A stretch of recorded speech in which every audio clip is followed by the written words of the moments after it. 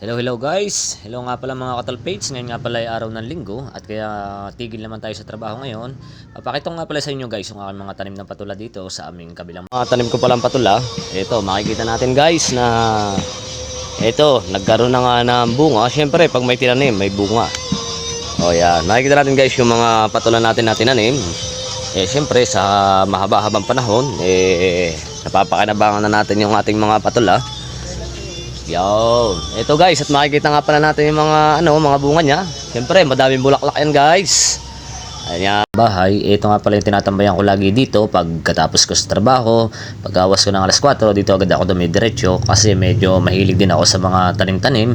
Ito nga pala guys, at makikita natin yung mga tanim nga pala ni Cattle Pates. Ito nga pala yung mga pinag-aabalahan ko tuwing linggo. Nagtatanim ako ng mga gulay-gulay tulad yan guys na makikita nyo sa ating likuran. Meron tayong mga tanim guys dyan na mga patula. Makikita natin at napakadaming bulaklak. Sino ba namang hindi mabibigyan sa mga makikita natin na mga ganyang gulay na yung mga sariling puti talagang nakakataba naman ng ating puso pag nakikita natin yung mga tanim natin.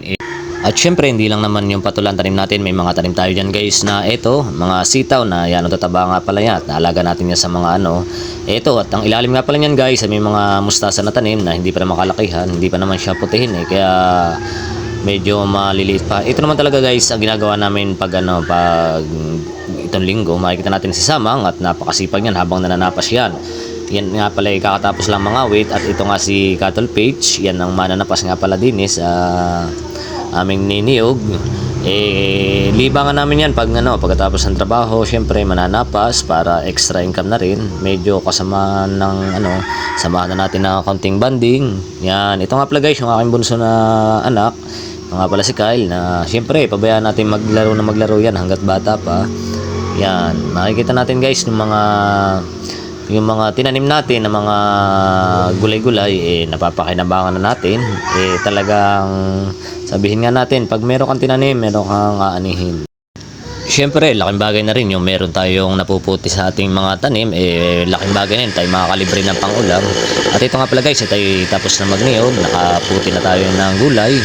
At ngayon naman ay gagawin natin ay magluluto naman tayo ng laing. Kaya na ito, natututo na nga si Cattle Page ng niyog para gamitin natin panggatat sa ating laing. Medyo na yan medyo high-tech na nga panahon ngayon, hindi na tayo nagamit ng mga kudkuda naman kaya ginagamit na natin yung ngayon na simbol ko na motor na kayuran. At ito nga si Madir na nagagayak ng ating hinimay na lain, kasi ang ginagawa dito sa probinsya siyempre yung iba nagluluto medyo sariwa pa, bibilad natin ng kauntian yan para medyo mawala yung pagkasariwa niya. At ito nga, ibibilad pa ni Madir at hindi pa nakontento sa bilad kanina kasi masyado pang maagap, hindi pa masyado matingkad ang init.